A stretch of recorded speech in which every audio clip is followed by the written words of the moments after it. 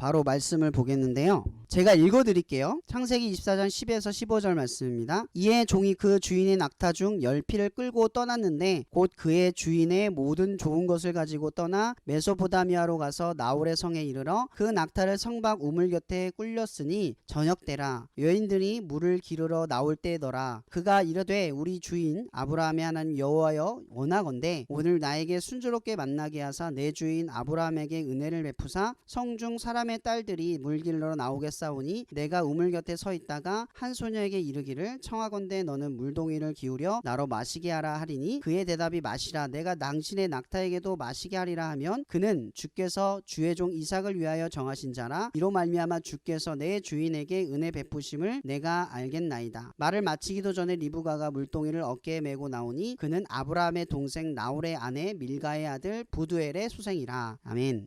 45절 내가 마음속으로 말하기를 마치기도 전에 리브가가 물동이를 어깨에 메고 나와서 우물로 내려와 깃기로 내가 그에게 이르기를 청하건대 내게 마시게 하라 한즉. 아멘.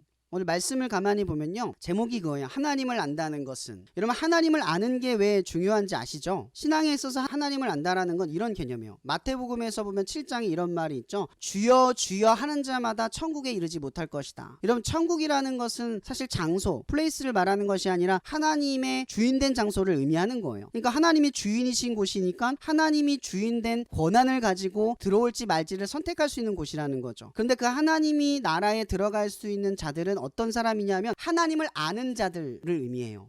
여러분 하나님을 알아요? 예수 그리스도를 알아요? 여러분 안다라고 하는 것은 지식적으로 이해하고 외우고 있는 기억을 의미하는 것이 아니라 정말 그 사람이 그럴 것이다 라는 어떤 친밀함이 느껴지는 거예요. 하나님은 내가 이렇게 하면 이럴 것이다 라고 하는 감각이 그냥 자연스럽게 느껴지는 거죠. 마치 여러분들 부모님이랑 같이 사는 거랑 똑같아요. 부모님이 내가 이렇게 하면 부모님은 반드시 혼낼 거야. 그렇지만 그 혼내는 걸 가지고 나를 쫓아내시진 않아. 분명하게 믿고 있죠. 그냥 믿는 거잖아요. 그런 신뢰가 생기는 거예요. 부모님을 안다라는 거죠. 누구보다 나는 부모님을 안다 라고 표현을 하는 거예요. 그럼 반대로 말하면 많은 그리스도인들 신앙인들이 하나님을 안다라고 말을 하고 있지만 정말 이 정도의 친밀함과 하나님과 친밀하게 이렇게 내가 보호받고 있고 하나님이 나를 지키실 거라고 하는 그런 감각이 무럭무럭 여러분 자라나고 계세요? 정말 하나님을 알고 계세요? 어떤 상황에서도 하나님이 여러분을 변치 않고 사랑한다라는 사실에 대해서 알고 계시냐는 거예요. 이런 말씀으로 들었다 알았다 뭐 요 정도의 개념이 아니에요. 여기서 말하는 알았다는 그냥 확신으로 느껴지는 거죠. 받아들여지는 거예요. 내가 그렇게 하나님은 날 받아줄 거야 라고 내가 내 입술로 선언하지 않아도 당연한 거예요. 엄마 아빠가 날 사랑해 이런 말을 굳이 할 필요 없잖아요. 사랑하시니까. 바로 그런 친밀함이 있냐라는 거예요. 오늘 엘리에셀의 이야기를 가만히 한번 살펴봅시다. 여러분 엘리에셀이라는 인물이 성경에 딱 한 번 여기에서만 등장을 해요. 이 사람의 출신의 배경은 다메섹 사람이에요. 그러니까 이스라엘의 정통, 그러니까 가족이 아닌 거죠. 중간에 다메섹에서 만난 종이에요, 종. 그리고 이 종은 아브라함의 공동체에서 굉장히 신뢰를 받았던 게 분명해요. 왜냐하면 아브라함이 아들이 없었을 때 하나님께 뭐라고 말해요? 저 다메섹 사람 엘리에셀이라도 상속자가 되게 하옵소서 라고 이야기할 정도였어요. 그만큼 이 엘리에셀이라는 사람이 굉장히 신실한 사람이라는 걸 아브라함이 스스로 증명해요. 성경에 많이 나오지 않아요. 가끔 그런 생각을 한번 해봅니다. 여러분 성경에서 짧게 나온 사람이 중요합니까? 길게 나온 사람이 중요합니까? 이름이 많이 언급된 사람일수록 중요해요? 책을 보면 그렇게 말할 수 있겠죠. 근데 성경은 전혀 달라요. 여러분 에녹이라고 하는 사람은 창세기에 딱 한 번 등장해요. 그런데 신약에 가서는 그 에녹이라는 사람이 중요하게 기록되잖아요. 짧게 기록되고 지나쳤지만 중요하게 기록이 돼요. 마찬가지로 아브라함의 여정은 몇 장에 걸쳐서 길게 이야기가 되는데 여러분 실제로 이삭의 이야기는 딱 한 장으로 끝내요. 그가 아브라함의 여정을 쫓았더라. 끝이에요. 더 이상 설명할 필요가 없어요. 성경에 많이 언급된 인물보다 그 인물이 어떤 인물인지를 한마디로 요약할 수 있는 말이 있을 만큼 분명한 삶을 살았던 거 아닐까. 더 중요하다라고 말할 수 있는 근원은 성경에 많이 기록된 것이 아니라 오히려 적게 기록된 것일 수도 있겠다라는 생각이 들더라고요. 여러분들은 다윗과 같이 혹은 뭐 여호수아와 같이 모세와 같이 이렇게 중요한 인물들로 기억되기를 바라시잖아요. 그러나 성경에서 하고 있는 이야기는요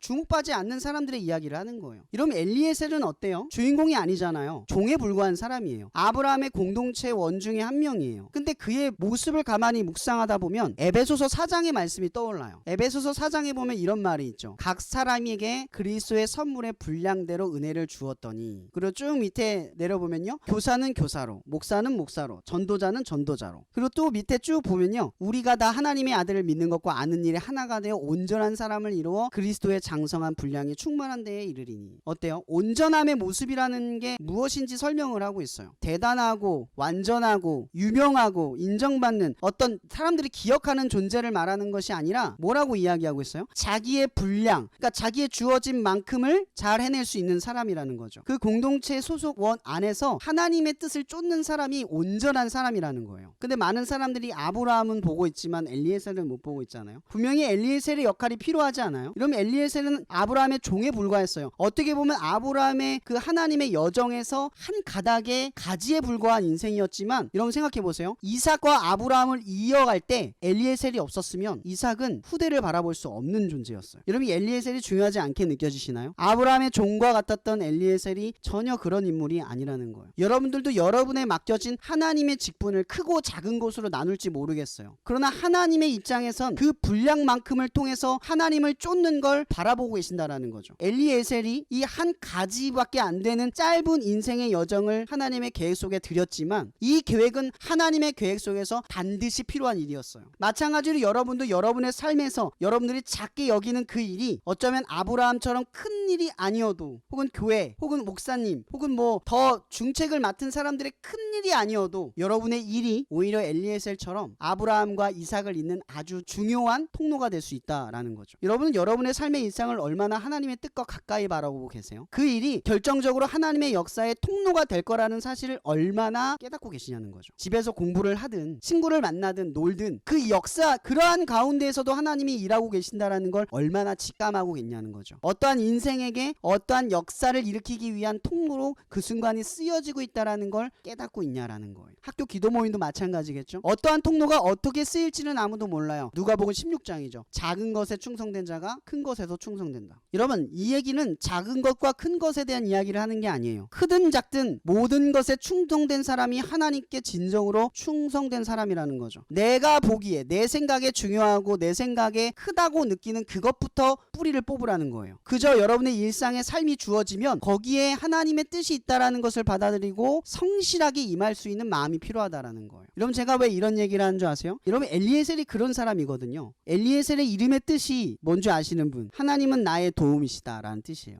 그의 이름 자체가 설명하고 있는 거예요. 근데 얼마나 도움이 되셨는가를 45절의 말씀을 한번 넘겨주세요. 지금 이 리브가를 만나는 아브라함의 약속을 가지고 나아갔을 때 여러분 어떻게 기도했다고 설명이 되어 있는지 아세요? 여기 보면 내가 마음속으로 말하기를, 마치기도 전에 리브가를 만났다. 여러분, 지금 이 엘리에셀이 어떻게 지금 하나님 앞에 기도하는지 아세요? 여러분들은 기도하면 떠오르는 모습이 뭐예요? 교회에 가서 혹은 골방에 들어가서 무릎 꿇고 손을 부여잡고 간절히 기도하는 것만 기도라고 생각을 하잖아요. 그죠? 근데 엘리에셀이 하나님과 얼마나 친밀했냐면 그런 예비 동작 자체가 필요 없는 거예요. 마음속으로 말하기를. 리브가를 만나기 위해 했던 기도가 뭐냐 하면 속으로 한 거예요. 하나님, 내가 속으로 생각하는 거죠. 한 내가 오늘 이런 일이 있는데 이런 일이 있으면 하나님이 하실 줄 내가 믿겠습니다. 여러분, 제가 이걸 보면서 떠올렸던 건 딱 하나요. 엘리에셀은 하나님을 아는구나. 여러분, 하나님은 이 구약 시대에 얼마나 무섭고 떨리는 분인지 아시죠? 하나님을 만나면 죽는다고 생각했어요. 그렇게 하나님과 거리를 두는 사람들이 많았단 말이에요. 근데 이 엘리에셀은 어때요? 하나님과 얼마나 가까우면 감히 하나님 앞에 두 손도 모으지 않고 기도 자세도 하지 않고 예루살렘도 아닌 마음속으로 하나님께 기도한다라는 거죠. 여러분, 이것은 보통의 모습이 아니에요. 평범성이 아니에요. 하나님을 얼마나 잘 알면 그런 두려움을 이겨내고, 아니 그런 두려움조차 갖지 않고 하나님 앞에 곧장 나아갈 수 있냐라는 거죠. 그의 이름이 그거예요. 하나님은 나의 도움이시다. 여러분, 그의 이름이 가지고 있는 정체성이 뭘까요? 처음부터 엘리에셀이 마음으로 기도했을까요? 저는 그렇게 생각하지 않아요. 아브라함의 공동체에서 기도하고 예배드렸을 때 하나님의 응답하는 걸 조금씩 경험을 했겠죠. 그 경험을 통해서 하나님이 보잘것없는 나의 목소리를 경청하시고 듣고 계시는구나. 그러다가 일상을 살다가 하나님과 작은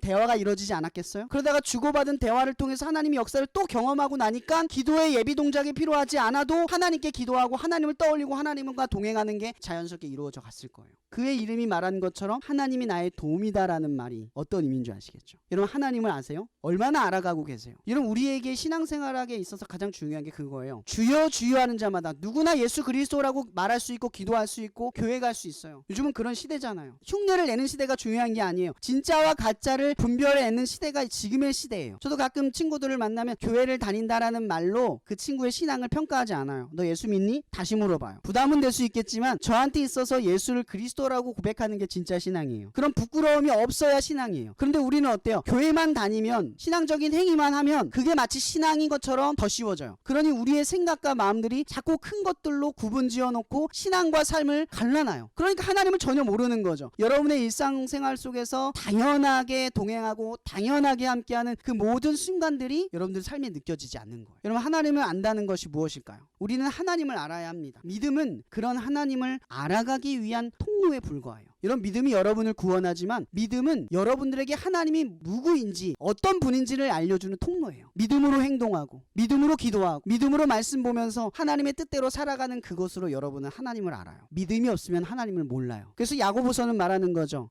말이 아니라 행동하지 않으면 믿음이 아니다. 여러분, 이 말은 행동을 강조하는 게 아니에요. 말과 행동이 당연히 나오는 게 믿음이라는 거예요. 말을 했는데 행동을 안 한다? 그게 이상하다는 거죠. 그게 믿음이 없다라는 걸로 단정 짓는 것만은 아니에요. 여러분도 한번 생각해 보세요. 하나님을 믿어요. 예수 그리스도를 믿어요. 근데 왜 모르세요? 왜 친해지지 않고 있어요? 왜 기도의 예비 동작들이 없이도 하나님께 나아갈 수 있는 그 친밀함을 누리지 못하고 계시냐는 거죠. 왜 모든 것에서 자유를 느끼지 못하세요? 모든 것에서 행복을 느끼지 못하고 만족을 느끼지 못하세요? 최근에 제가 어떤 분이 했던 얘기가 자꾸 기억이 나요. 긍정이란 부정적인 것에서 긍정적인 생각을 고쳐먹는 게 아니라 다만 있는 그대로를 감사하며 만족하는 것이 긍정이다. 저 이 말이 굉장히 와닿았어요. 여러분, 엘리에셀은 종의 삶에 불과했습니다. 그의 인생은 어쩌면 아브라함이 이삭을 잇는 그 하나님의 계획 속에서 작은 가지에 불과한 인생이었어요. 그러나 그는 그의 인생을 결코 가지처럼 여기지 않았다라는 거죠. 하나님과 함께하는 인생에는 크고 작음이 없습니다. 여러분의 삶에 기도 모임의 자리이든 여러분의 삶에 주어진 조건 속에서 하나님의 뜻대로 살아가는 일에는 크고 작음이 없습니다. 다만 우리에게 주어진 것 딱 하나, 하나님을 알아가시길 바랍니다. 기도의 예비 동작, 즉 하나님께 나아가기 위해 거침이 없는 친밀함이 여러분 앞에 있기를 바라요. 그저 종교적으로 기도의 자세를 취하고 교회를 가야만, 예배를 드려야만 하나님과 함께하는 그런 인생이 되지 마세요. 그런 것이 없어도 오늘 이 엘리에셀처럼 마음으로 하나님과 동행하며 떠올리고 기도하고 그렇게 하나님을 알아가는 그 작은 여러분의 일생의 작은 불만과 원망과 아픔과 사소한 이야기도 마음껏 꺼내놓고 하나님과 함께하는, 그래서 하나님을 알아가는 저와 여러분이 되기를 주님의 이름으로 축복합니다. 기도하겠습니다.